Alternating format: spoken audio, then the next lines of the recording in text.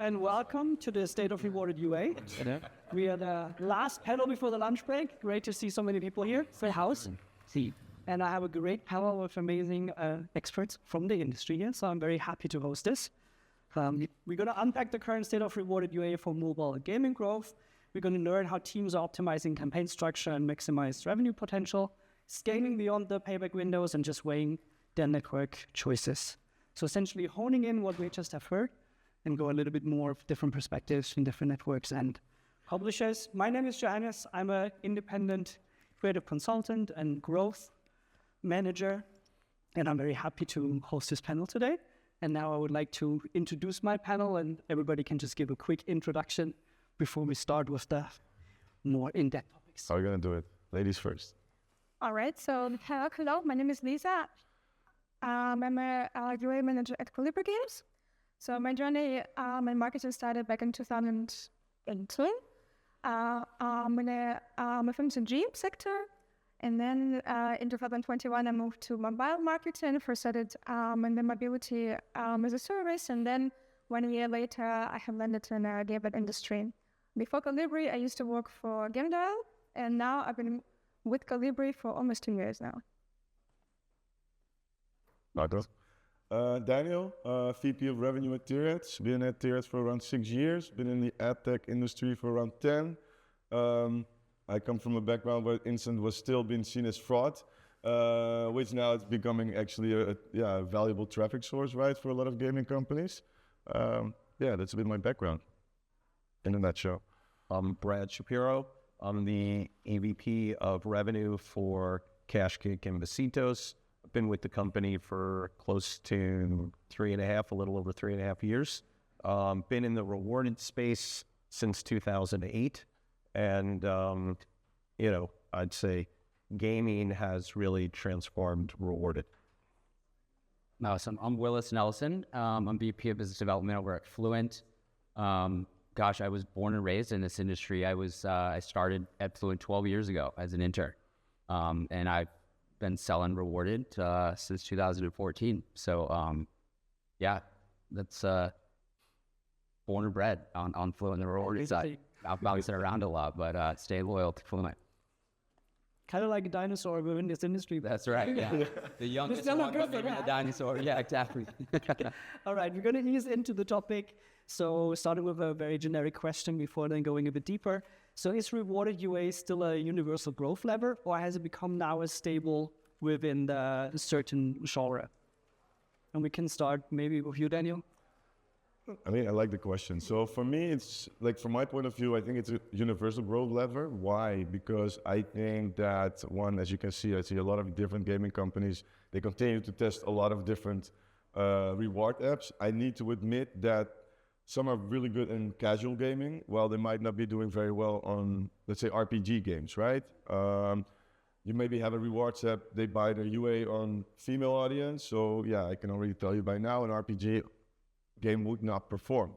So it's very important to know how to pick the right partner, but especially with networks as well, right? I'm not going to mention our competitors here right now, but I can give you some context, where they integrate an SDK, for example, into an RPG game, right? So you get a certain access to a certain audience, right? While certain games will also perform, like maybe mid-core, not casual.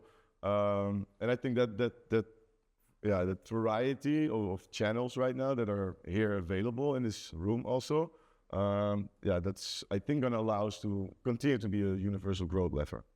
All right. Before continuing to your competitors, which are sitting next to you, Lisa, how do you see it from a game publisher's perspective?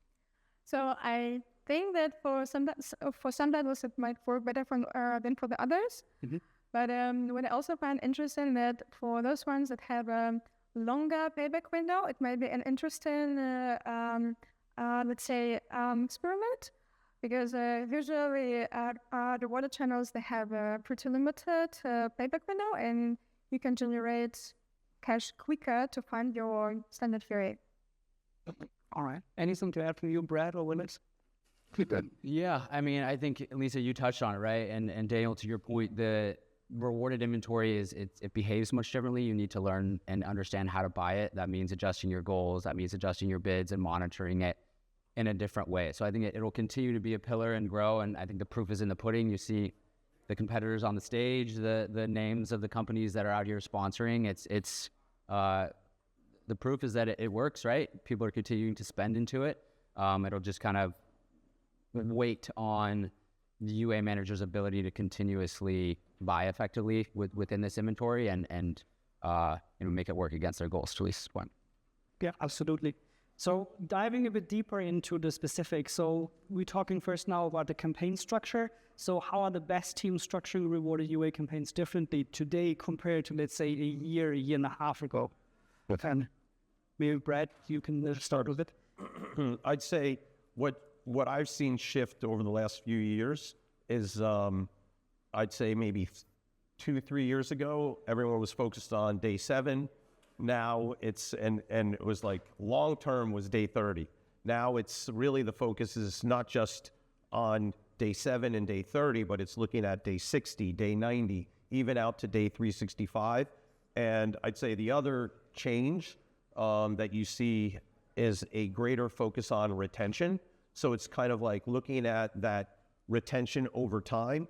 And so, what is the day 1 retention, day 7, day 30, day 60? What does that retention look like? And then I'd say lastly would be the progression. So like, what's that value progression between day 1 to day 7, from day 7 to 14, 14 to 30, and et cetera. So that was kind of not being done as much, I'd say, over the last couple of years. And it's really a focus today. Yeah. I mean, to piggyback on that, I would say, well, a lot of developers, it seems like nowadays, they come prepared with that data. Gaming studios understand time to completion from various events, install to the various days. They understand the metrics and ROAS behind that, which I think is what's allowing them to buy effectively across this inventory, right? Is they've changed their strategy. They know going into it that they need to share that with the rewarded partner and understand how much time it will take for the user to complete that, what currency, how much of the currency are you placing on the right events, right? So I think both the supply partners and the studios have become more prepared nowadays with campaign strategy and understanding to optimize towards the right events and reward users for the right events accordingly as well. All right. I mean, it's good. The more knowledge the developers have when they come to you guys, the better it is, and the better is the user quality afterwards.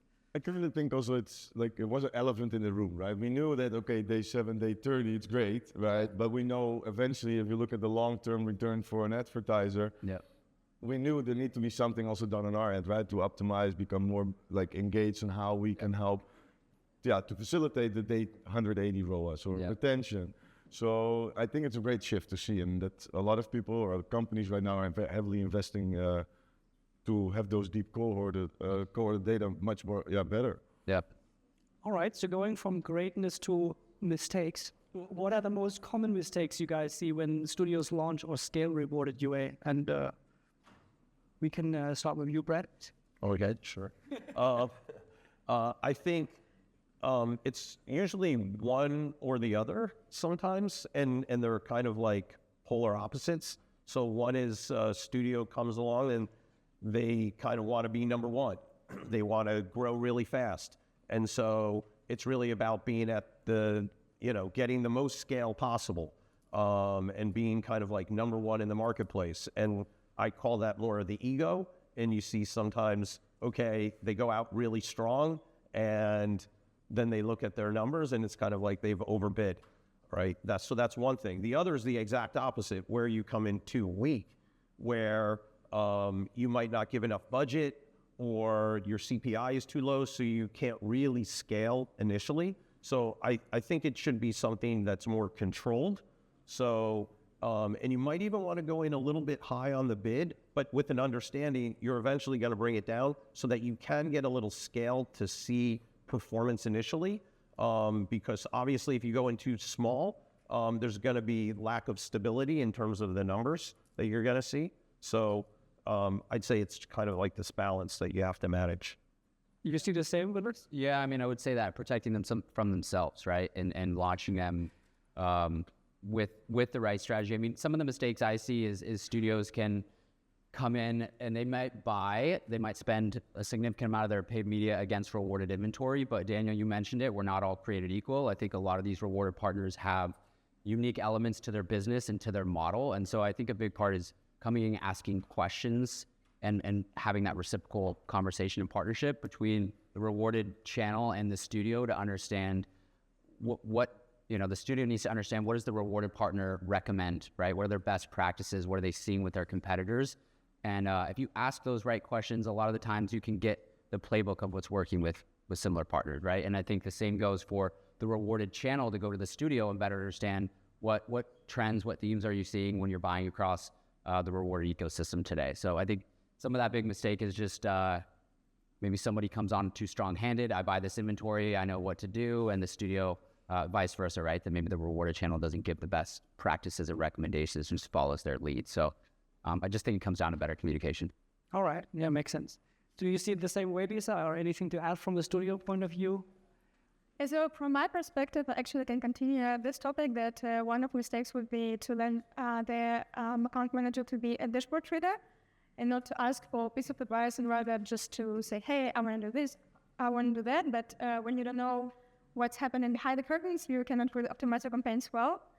What I also see as a mistake, which might be done, is not having enough events integrated for building a funnel, which are linear and also easy to understand for the user. Because if you use some events which are component like complete A and complete B, and also guess that you need to complete C, then the user most likely will be just lost, and then it will lead to churn, and the funnel will never work well. Yeah. What I also had to think of is my use attribution, that with rewarded channels, it works a bit differently. So to get rewards, the user actually has to accept the US tracking. And here, probabilistic attribution works pretty accurately. So we should not expect here 10 to 15% of installs falling into organic, which might be a mistake to do so. All right. Makes sense, yeah, to be prepared but not over-prepared, to let the knowledge flow both sides, essentially. So I think it makes a lot of sense. When we now to wrap up the campaign structures, and I want to stick with you, Lisa, because obviously you're the only publisher here on this panel. Like, where does it sit in within your broader channel mix on the UA side? Is it more like always on rewarded UA? Is it experimental or opportunistic? Would you classify it? So for us, it's a part of business as usual marketing mix. So I would say that's always on. But it wasn't always like this. I think it's mostly evolved within last year and a half, since we saw better performance and better collaboration with partners. Okay, so when we go further now into scale beyond the payback window, what is the rewarded UA is associated with normally short payback windows? Brad, you mentioned it first, it was like a very short payback window, and then it got longer and longer. So how are teams now successfully justifying the longer term investment? Because it's also longer payback windows have longer investment times. Lisa, do you have anything about that? It's not bad. I know, yeah. There's a lot of stuff that is specifically for the developers, so I think it's very important to work together with an account manager on the funnel extension. Either by making more deep funnel events, which are new levels of the game, or some in between milestones, which also can help to keep the user engaged. Do you, Lisa, go to the rewarded channel to make sure that you understand like the point or currency amount they give to the user on those down funnel events as well, to ensure that they're aligning with the additional events you have set up to reward them accordingly to push farther down funnel engagement and support better ROAS long term? Yeah, so we usually focus also on the progression from day 0 to the 7, from the 7 to the 14, and then deeper in the funnel. Yeah. And yeah, we are looking into the events where we can see higher churn rate, and then we are also thinking how we can optimize the funnel, what new events we can add to make the churn rate lower. Got it. One other thing that you brought up earlier, Lisa, was whether it's setting up the campaign as well, is the number of events. So giving more events is better than giving fewer events, because you might only reward on, I don't know, 7 or 8 events, but if you're tracking 15 or 20, now you can see, to your point, where the progression drops, and you could start rewarding and changing the reward where you're seeing churn occur. So it's having more events is definitely something that we would recommend to all game publishers. Honing in on the event section, what are the metrics that actually matter when evaluating the rewarded UA performance beyond day 7 or day 30? And I wanted to ask a question to Daniel. Yes. Yeah, so we had a conversation about this, Brett, and from what I see, progression is a very important metric here, right? So we all look at, again, also retention, we look at ROAS, right? But eventually, what's the main goal? What you want to achieve? You want to have these players, they stick to your game, right? You want to continue to have them progress within your game. And it's not like, okay, hey, great, I got my 100% ROAS day 14. Okay, I mean, it's quite aggressive, but let's say, eventually, I think we all should share the same goal here as a gaming company. I mean, I'm a gamer myself, right? So I can look back, or at least from the distance, look as a player and like, okay, what should be your goal? You want to keep those players engaged with your game, right? So it's great that the payback window is shorter, but how can you keep them engaged and like your game? And that's where we could actually help with, right? As rewarded channels as well. It's like, okay, hey, I mean, I play a game in general, and then also start looking at, okay, how can we keep the funnel so engaged for the user that they might tend to start and continue to play the game? So not necessarily only about the ROAS. All right. So now looking at even further down the road, and now we spoke about scalability, what is the limitation? So at which point does rewarded UA stop being scalable for a game? And when the rewards app stop doing UA. It's more like that. They stop doing UA, right? You hit a certain plateau, right? So at the moment you don't get any new users in as a solo rewards app, right? You have networks, you have apps. I think that's the moment that skill going to be very limited, but they have the networks, right? And they might integrate their offer into an SDK, right? So the more they continue to integrate these games in with their solution, you get directly access to a bigger chunk of audience instead of, the reward app needs to continue to do their. That's at least my point of view. Like maybe people agree or not, but that's how I look at things.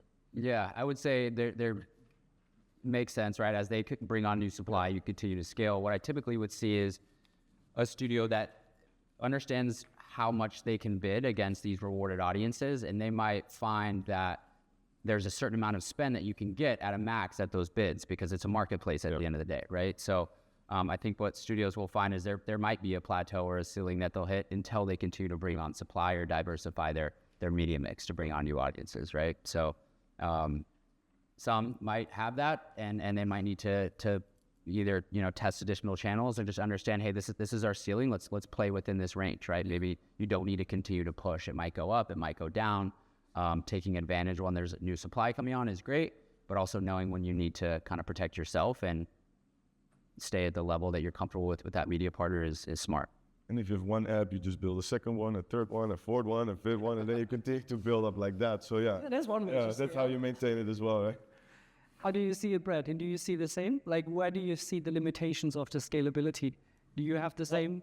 I think, limitations of scalability, I think if you look at the direct-to-consumer side, whether, we have Basitos, which is our B2B platform, where we integrate into other companies' apps, but then we started with CashKick, and you have other companies that have direct-to-consumer, whether Protege has Swagbucks, All Media has Free Cash, Xmox has Tester Up, so and others, but those all have a limitation on how much they can grow, and the type of user you're going to get from those are very different when you start looking at more of that B2B type of product that, I say Basitos has, I think you guys have, Protege has their partner network, there's Misplay, there's Adjo, so I'll throw the competitors out there. Yeah, you should be learning everything. Being recorded, am I allowed? But the thing is that brings a whole new audience to the game studios that you're not going to necessarily get from the traditional gaming companies or from the rewarded companies that are built to a large degree on gaming. So you have, I'll throw a couple out there. You know, Adjo has their relationship with Fetch. Fetch is a great product. And it was built, Fetch was a successful company before they had games. So they added games, and all of a sudden it became very profitable for them. It's a great asset to their core business. Basitos has Moneyline. That's a fintech type of app. And when, you know, it does very well, and the game studios love, you know, that audience as well. But what makes that really unique is that those audience aren't going to Fetch, or they're not going to Moneyline for mobile games. They're going there for another purpose, and the games help power and fuel that core business. So I think that's going to be an interesting growth area for Rewarded. So we spoke now about most of the competitors. I think you mentioned all of them. If not, let us know. We can still add some on them. So I'm sorry if I just 15 more. no, this is perfect for the next question. So don't get me wrong. I didn't want to play favorite this. So now we have this whole list of all of those rewarded partners. How do we choose them? Like, what is, from a game publisher perspective, your first step to choose a rewarded UA partner? Well, I think for me, it's also important to know if it's a first-party network or a third-party network, because the third-party ones that most likely might have access to the same sources, and it's very important to know that you are not buying against yourself. Also, depending on the functionality that networks might offer, because some of them, they're more focused on acquiring purchases with high MT, but also high CPIs, while others are mostly focused on MUA games, pushing users towards more ads at having lower CPIs. It's also important to know what kind of CPI you're able to afford. But for me, also personally, it's very important to know what are the core geos of the network and what levels of optimizations are possible, to know how much control I can have over my campaigns. Anything to add from a vendor's perspective? So how to pick the right partner, would you say? Yeah. I mean, besides Ask your target friends. groups, or like, you're certain. I would say first and foremost, I mean, it's what game studios typically want. You know, are they able to scale? So even if you make a test work, can they scale to where you need them to be? Yeah. I think that's kind of first and foremost. I think I've sat on a few other panels over the last few years, and, you know, one of the things is ask other UA managers. Yeah. You know, like, who are they using? Who do they trust? You know, I think trust is a big thing, because there's a lot of, and again, I don't know I mean, I think I've come across 4 new names at this show that I didn't know. That I didn't know before the show. So, and it's not to say that they're not good, so you could test, but those, you know, I would say to me, it's about ask other UA managers where they're seeing success. I think that's one of the most important ones. Ask, I mean, everyone is connected. I mean, look at the show, right? All these gaming developers, who's testing who? What's your experience? Did you pause them? Why did you pause them? I mean, these type of things are also very important to a certain degree. I don't know what you guys can all share together, right? But that's at least what I would try to get out. And I think that what Lisa already touched on is, like, how are they using their data, right? Like, going back to a first-party and a third-party network. A third-party network with an SDK, they get first-party data, so they can do much more if it comes to optimizations. If they have their own app, they get data, they can do much deeper optimizations. So, data is power in that way. But also, how's the fraud solution looking like? And I think that's something we haven't touched up on. But fraud solution is also key, because, there's money involved, people, money, right? There's always fraud where money is, right? So it's a very important thing to also look at that, ask the right questions. Yeah, it makes a lot of sense. Yeah. So you trust your industry peers first and foremost, but at the same time, you also want to make sure that it's the right network for the right audience and what you are looking for in your goals for the game. Yeah. Speaking of the 4 new vendors that you just mentioned, Brad, so do you guys see there's a consolidation happening within the industry, or will it stay fragmented as it is for now? I guess. Whoever wants to answer. I mean, We just spoke about it. yeah, I know we did. I mean, look, consolidation hasn't happened yet, in my opinion. And if anything happens, I don't think it'll happen for probably another year and a half at least. Yeah. Because I think there's still some growth going on, and so everyone kind of, I think, overvalues themselves. So that you won't see consolidation on that unless they're having financial issues, and then maybe you'll see some consolidation. Yeah. But you know, I think it's a pretty strong industry. It continues to evolve, and I think that's what I remember. I think maybe around this time or a little over a year ago, there was talk that AppsFlyer came out with, they did a study, and it was like 9% of gaming companies or rewarded represents like 9% of their UA. It would be really interesting to hear what is it a year later, because there are a number of mobile gaming companies that rewarded is more than 50% of their UA. Yeah, I would say I would agree with that. I think the evolution of how these rewarded businesses will be dependent on if they go to the next stage or not, right? I think a lot of companies are doing that, whether that's bringing your rewarded expertise outside of maybe your owned and operated app, whether that's a network side of a business, whether that's an SDK.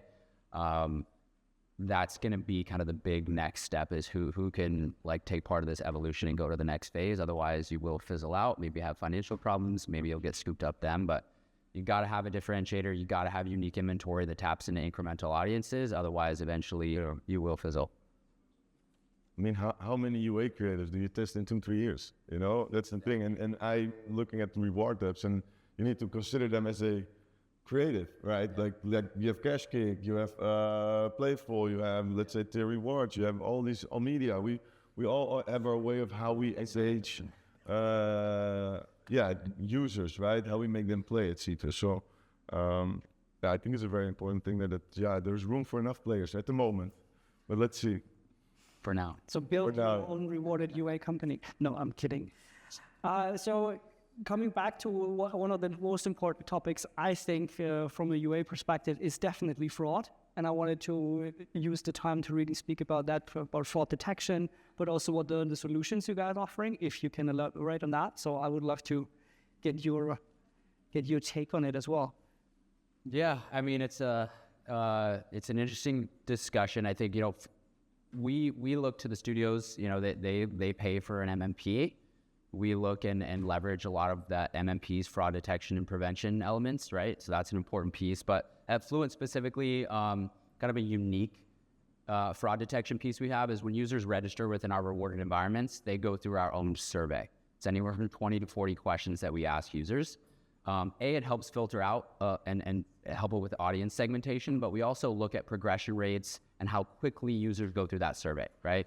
If a bot is coming through and we see that same pixel being clicked every single time, we throw that user out and they don't see any offers, right? So I think within the onboarding flow, outside of a lot of the fraud detection technology partners out there, there's a lot that you can do, I think, as a business in the rewarded space, and that you're responsible for doing to ensure that the users coming through your environment have been qualified and they're a real person. So I think that kind of heat mapping piece on our survey is a very interesting piece, and ensuring that their response to those questions align. We also partner with Melissa Data and some third-party vendors to ensure that when users register, we can ping that email address, we can ping that phone number, we can even ping that zip to third-party partners and make sure that lines up with what we see elsewhere, right? So there's a lot out there, right? And I think every partner's got their mechanisms and plenty of detection partners you can tap into. But yeah, I mean, we have like 2 in-house solutions that we built, and we also now we used to use like 4 external vendors for it. We've cut that down to 2 that kind of become kind of like almost like a what do you call it, like a waterfall, in terms of you start with one solution, if it passes that one, then you go to the next. And so we have kind of like 4 steps to identifying. And then also the other part, it's kind of after the fact, which is on when the users go to cash out, that we have a whole like know your customer KYC kind of built-in thing into our, I guess, our customer support in terms of the cashing out to ensure, like even taking like a photo and matching it to their ID to ensure that they're actually a real person. And it's really interesting when you see some of the photos that people put up or see from themselves. But if the key way to get rid of fraud is, you know, it doesn't necessarily help when you're paying on the CPI, but afterwards is don't pay the user. If the user's not getting paid and they're fraudulent, they're going to leave and they're going to find the next, you know, new rewarded app that they can maybe fraud. Anything to add from your side, Daniel? A lot. No, it's funny. It's not Because you started the question. Yeah, so I know. I think it's It's funny, but we did. It's around 4 years ago. So we had we started TyrAds. Then we had a fraudulent user who actually was like spoofing the system, and it cost us like $20,000. So my CEO got so angry that he reached out to the person like, "Hey, I got your ID card. So I either go to the police or you're gonna show me how you committed the fraud." So he made a video for us to show how he did it. And based on that, we actually started to build our fraud solution. It was really funny, yeah. So we have an anomaly detection tool we built in-house. We have a proxy blocker, IP verification. We don't have KYC. It's something, if we're talking about how to pick the right partner, if an app has a KYC, I can definitely recommend you that. It's a very expensive solution. We're Dutch, so we don't do that. You know, we're guilty bastards. No, but it's a very good solution. It is very expensive, and that's why a lot of companies on the B2C side, they don't use it, but it's a very effective tool.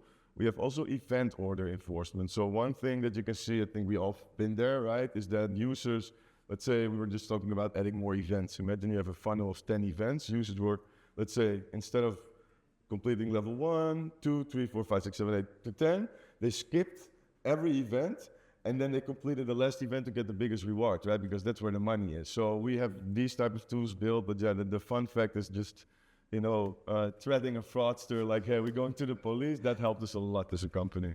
I love that story. Yeah, it was pretty cool. Cost 20K, but hey, I mean, you got something else. eventually you all save a lot of money because of that 20K, right? Absolutely. Yeah. Oh, well, good investment. All right, we spoke about the past of rewarded UA. We spoke about the present of rewarded UA, and let's look a little bit in the future and speak about like what you guys think about what will happen in the near future. So how will it look like in 2 years? And I give you just a few pointers so you don't have to come up from scratch. Do you think it's going to be more automated? Is it going to be more regulated? Or is it going to be more integrated? So automation, regulation, or integration? Personalization. Personalization. Yes. That was not on my list. No, that's why. I had to add that one. Feel free to elaborate. Should I take this one in the Or even automated person. Yeah, automated, yeah. Personal, yeah, 100%. Like, yeah. Yeah, I think the automation and personalization is going to be so important, right? Again, like as an offer wall or let's say a rewarded channel, right? What you want to make sure that the offering towards the user is as relevant as possible so that the chance of the player becoming a long-term engaged player is when you serve the right games to their needs, right? Like again, let's say we have a female, 64 years old, and I'm showing her Raid Shadow Legends. I mean, there might be a few people out there that start playing it for that age, but I can tell you now they won't play the game that engaged as a teenager or maybe like 18 years old, right? So I think that's going to be very important on the monetization side, which again, it's kind of related to rewarded UA, is how well integrated offer walls are in games, for example, within their live ops environment, because that's, I think, also a very key component there. So that's my take. I like the integration route. We talked about it a little bit, but kind of where you can take and wrap the rewards model and put it into third-party environments.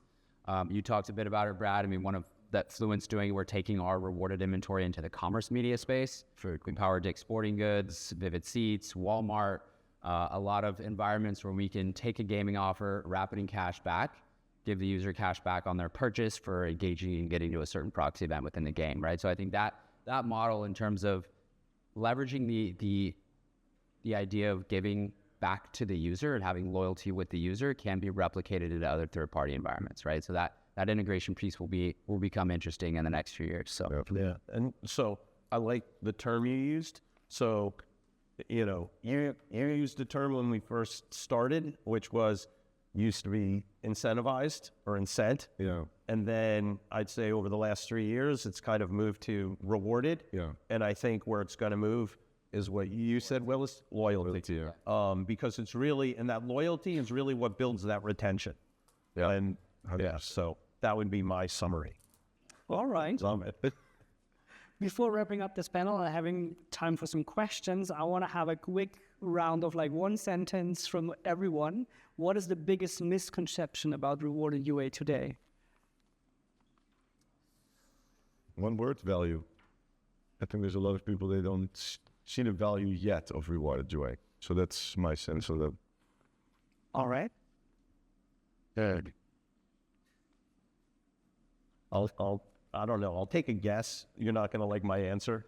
That it's, I think that it can create retention, and that if retention doesn't happen in a game, maybe it's the game and not necessarily the rewarded. Yeah. So I knew you would. I think I got something. Well, I think it's a very honest answer because it also shines light on things that are might not working well with the product. But I will say, what's really unique is that what's interesting to me is that rewarded users, if they're spending money in a game, they can identify, especially if you're an IAP game, you can identify who your whales are very early, and you should have create live ops events specific to those users, as opposed to, hey, these users spent a lot in the game in the first 14 days and then they left.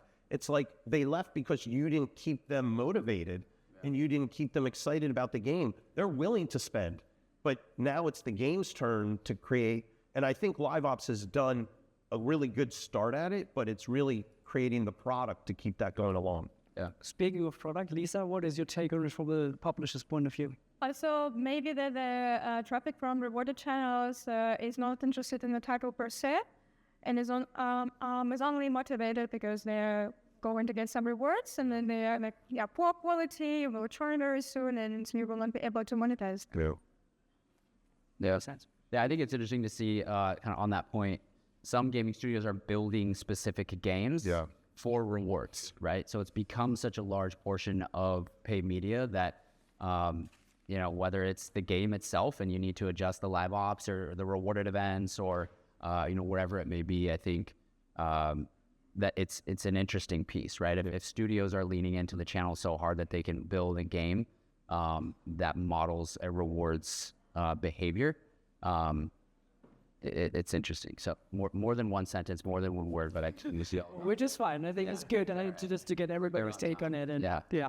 So thank you very much for this amazing panel.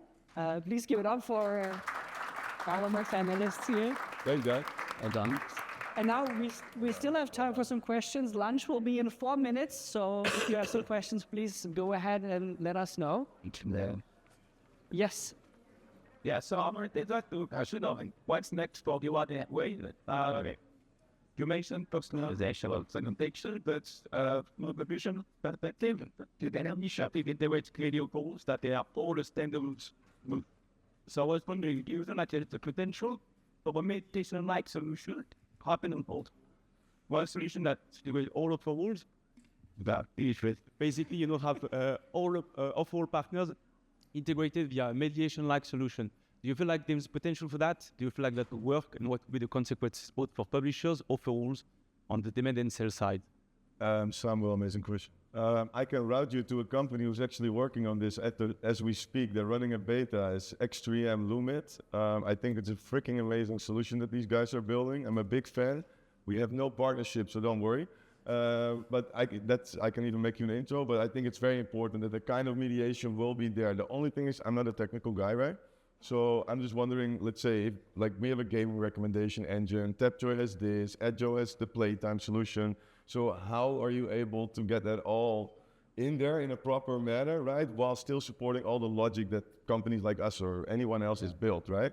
So it's a very good question. But there is currently some company, there's a company that's actually working on this. more info. Yeah, right away. Soon.